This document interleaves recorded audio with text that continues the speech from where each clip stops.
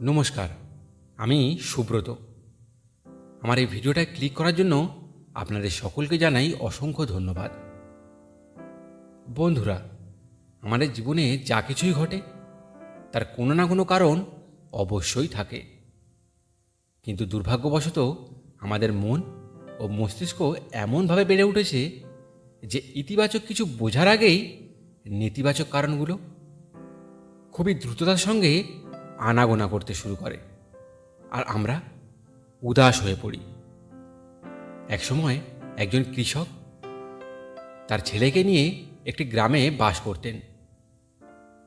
তিনি জীবনের সবচেয়ে কঠিন পরিস্থিতিতেও শান্ত ও ইতিবাচক থাকতেন এবং সবসময় বলতেন, যাই হোক না কেন সব কিছু ভালোর জন্যই হয়, শুধু ঈশ্বরে বিশ্বাস রাখো। তার একটি ঘোড়া ছিল যেটিকে তিনি খুব ভালোবাসতেন এবং পরিবারের একজন সদস্য বলেই মনে করতেন।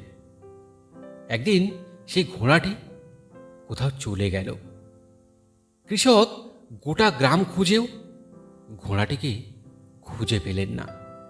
সমস্ত গ্রামবাসী এসে কৃষকের দুঃখ প্রকাশ করে বলল, তোমার ঘোড়াটি হারিয়ে গেছে, এটা খুবই খারাপ হয়েছে, তুমি খুবই দুর্ভাগ্যবান।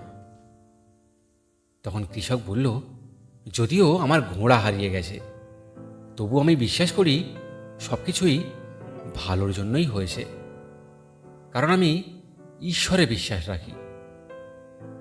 গ্রামবাসীরা কৃষকের কথা বুঝতে পারল না এবং যে যার বাড়ি ফিরে গেল। কয়েক মাস পর সেই ঘোড়াটি ফিরে এলো এবং সাথে আরও অনেক বুনো ঘোড়া নিয়ে এলো। গ্রামবাসীরা আবার সবাই জড়ো হলো এবং বলল, তোমার ঘোড়া হারানোটা ভালোই হয়েছিল, এখন তো তোমার অনেক ঘোড়া হয়েছে, তুমি তো খুব ভাগ্যবান।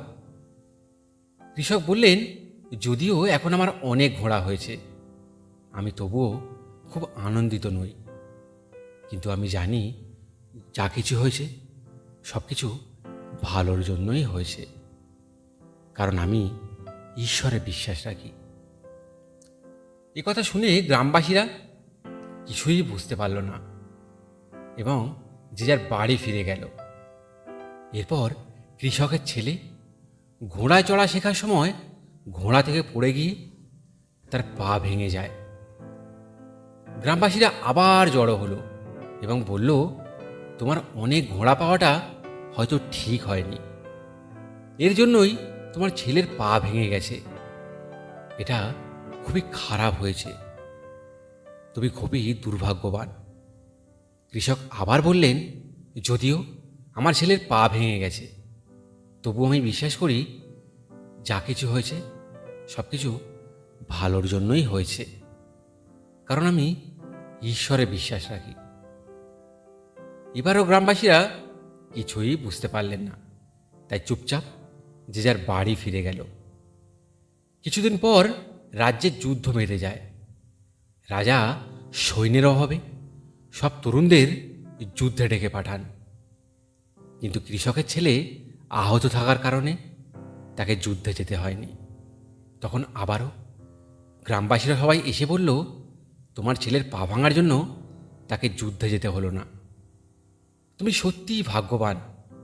আর আমরা খুবই চিন্তায় রয়েছি, আমাদের সন্তানরা যুদ্ধে গেছে, তারা ফিরে আসবে কি না জানি না। সবাই কৃষকের কাছে জানতে চাইল, তুমি কিভাবে সবসময় এত শান্ত ও ইতিবাচক থাকতে পারো? তখন কৃষক বললেন, শান্ত, সুখী এবং ইতিবাচক থাকার জন্য দুটো জিনিস জানা খুবই জরুরি। প্রথমত, মানুষ কি বলছে সেটা নিয়ে বেশি ভাবা উচিত নয়, কারণ মানুষ কি বলছে সেটা নিয়ে ভাবা মানেই তুমি তোমার সুখের রিমোট কন্ট্রোল তাদের হাতে তুলে দিচ্ছ। মানুষ প্রশংসা করলে তুমি খুশি হবে, আর খারাপ বললে তুমি রেগে যাবে। এতে তোমার মন অশান্ত হয়ে যাবে এবং জীবনের গুরুত্বপূর্ণ কাজে মন দিতে পারবে না। দ্বিতীয়ত, কোনো ঘটনাকে কখনো ভালো বা খারাপ বলা উচিত নয়। কারণ যেমন একটি বইয়ের একটি পৃষ্ঠা পড়ে বলা যায় না পুরো বইটা ভালো নাকি খারাপ, তেমনি জীবনের একটি ঘটনা দেখে বলা যায় না সেটি ভবিষ্যতের জন্য ভালো না খারাপ। আজ যা খারাপ লাগছে তা কাল ভালো হতে পারে, আবার আজ যা ভালো লাগছে তা কাল খারাপও হতে পারে। বন্ধুরা, এই গল্পে আমরা দেখলাম কোনো ঘটনাই আমাদের হাতে থাকে না। আমাদের হাতে শুধু কর্ম ও চিন্তার ক্ষমতা থাকে।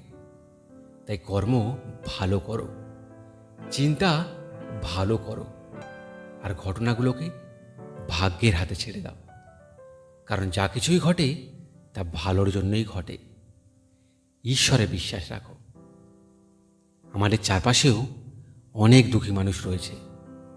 দয়া করে এই ভিডিওটা তাদের সাথে শেয়ার করুন, যাতে তারাও উপকৃত হতে পারে। আপনার একটা শেয়ার কারো জীবন বদলে দিতে পারে। আমার এই প্রচেষ্টা যদি আপনার ভালো লেগে থাকে তাহলে অনুগ্রহ করে চ্যানেলটা সাবস্ক্রাইব করে পাশে থাকা ঘন্টাটা বাজিয়ে দিন, যাতে আমি ভিডিও আপলোড দেওয়ার সঙ্গে সঙ্গেই নোটিফিকেশান আপনার কাছে পৌঁছে যায়। ধন্যবাদ। ভালো থাকবেন, সুস্থ থাকবেন।